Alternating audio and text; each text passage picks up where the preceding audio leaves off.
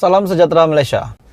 Kali ini satu lagi pendedahan yang tergempar yang pasti mengejutkan Muhyiddin Yassin, mengejutkan Hadi Awang, Taqiyuddin Hasan, mengejutkan Hamzah Zainuddin, Wan Saiful Wanjan, mengejutkan Azmin Ali, dan kepimpinan tertinggi PN dan juga PAS. Kenapa saya cakap kenyataan ini akan mengejutkan mereka? Disebabkan satu lagi petition difilekan untuk parlimen yang telah dimenangi oleh calon daripada Perikatan Nasional. Saudara-saudara, tuan-tuan dan puan-puan,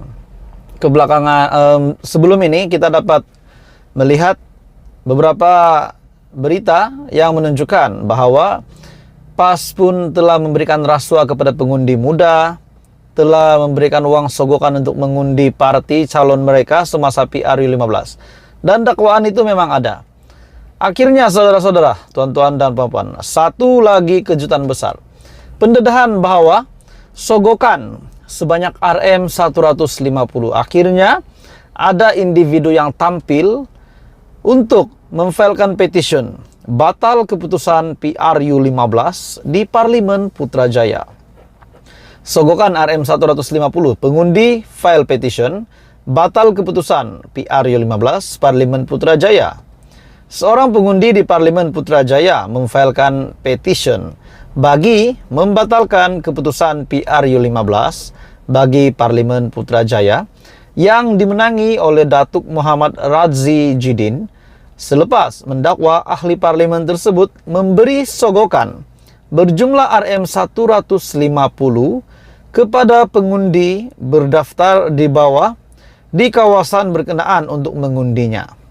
Menerusi petition itu, Ahmad Faisal antara lain memohon perintah mahkamah agar Radzi, yang juga naib presiden bersatu, tidak wajar dipilih bagi parlimen berkenaan pada PRU15 yang diadakan pada 19 November.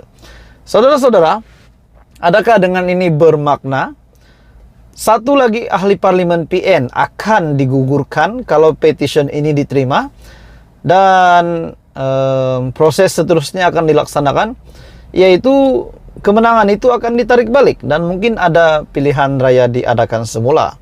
Jadi saudara-saudara, pendedahan demi pendedahan hari ini pula bukan daripada parti lain, namun tetap daripada Perikatan Nasional juga. Sebelum ini pun yang kita dengar, beberapa parlimen termasuk Presiden PAS sendiri, Parlimen Marang, Kemaman, dan juga Kuala Terengganu pun terlibat dengan situasi sedemikian. Hari ini pula di Parlimen Putrajaya yang dimenangi oleh calon PN pun telah didakwa menyogok RM150 dan pengundi tampil untuk memfile petition untuk membatalkan keputusan PRU15. Ini satu lagi kejutan besar. Saudara-saudara, menurut pempetition, perbuatan sogokan oleh agen responden mendorong pengundi di kawasan itu untuk mengundi responden semasa PRU15 dan bukan mengundi calon lain. Ahmad Faisal mendakwa pemberian sogokan uang RM150 yang dilakukan oleh responden dan juga agennya menyebabkan kemenangan kepada Radzi dengan mengalahkan Datuk Seri Tengku Adnan Tengku Mansur, calon daripada Barisan Nasional yang juga penyandang kerusi parlimen itu sejak tahun 2004. Dan pada akhirnya Ahmad Faisal mendakwa pemberian sogokan uang RM150 yang dilakukan oleh responden dan agennya. Dan juga menurut pempetition, perbuatan sogokan oleh agen responden mendorong pengundi di kawasan itu untuk mengundi responden semasa PRU15 dan bukan untuk calon lain. Kalau ini benar, saudara-saudara, sudah pasti habislah Muhyiddin Yassin bakal jatuh lagi statusnya sebagai pengerusi Perikatan Nasional. Dan kabar angin makin kuat yang menjelaskan memang parti daripada PN ini mempunyai duit yang banyak semasa PRU15, dan ini salah satu bukti yang terkini yang telah dikeluarkan di media. Jadi saya bukan mengesahkan perkara ini, namun tuduhan ini sudah pasti akan menjadi persoalan di menjadi persoalan di pikiran ramai netizen, ramai rakyat Malaysia. Jadi apa komen Anda? Teruskan bersama di dalam channel ini. Untuk perkembangan terkini, jangan lupa tekan butang like, share, dan subscribe. Halo semua, salam sejahtera. Di dalam isu terkini, yang saya nak sampaikan ulasan terkini, sudah pasti setelah Datuk Seri Anwar Ibrahim sebagai Perdana Menteri Malaysia yang telah membentangkan Belanjawan 2023, yang juga Perdana Menteri hari ini yang juga memegang portfolio sebagai Menteri Keuangan, akhirnya banyak yang telah memberikan komen-komen, memberikan komen yang baik, komen yang tak baik, respon yang buruk, negatif setelah Datuk Seri Anwar Ibrahim yang telah menyampaikan ataupun membentangkan Belanjawan 2023, di mana Belanjawan 2023 yang berjumlah RM 388 bilion, 388,1 bilion. Ini satu budget ataupun belanjawan yang tertinggi dalam sejarah Malaysia kalau saya tak silap. Dan pada akhirnya terdapat banyak pertikaian, terdapat banyak persoalan yang timbul. Seperti komen Mahathir hari ini, beliau berkata, duit datang dari mana? Soal Dr. Mahathir kepada Anwar Ibrahim.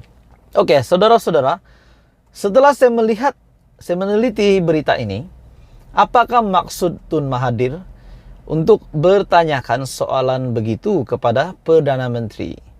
Adakah memang beliau tahu jawabannya dan cuma membuat pertanyaan begitu untuk menarik perhatian netizen, menarik perhatian media? Beliau bertanya kepada Datuk Seri Anwar Ibrahim, Dr. Mahathir tanya, dari mana duit begitu banyak untuk Belanjawan 2023? Dan pada masa yang sama, Mahathir juga mendedahkan hutang negara yang menghampiri RM 1.5 triliun dan bagaimana Belanjawan 2023 dapat diteruskan, dapat dilaksanakan sekiranya Malaysia ataupun negara, kerajaan masih ada hutang yang tertunggak. Dan Mahathir juga kata, nampaknya Anwar Ibrahim mungkin akan terpaksa meminjam lagi. Jadi saudara-saudara, itu adalah komen daripada Dr. Mahathir. Apakah Anda setuju dengan kenyataan Tun Mahathir? Oke, sebelum saya meneruskan, saya meminta jasa baik Anda bantu channel ini sebentar untuk tekan butang subscribe, like, dan share. Menurut Mahathir, duit datang dari mana?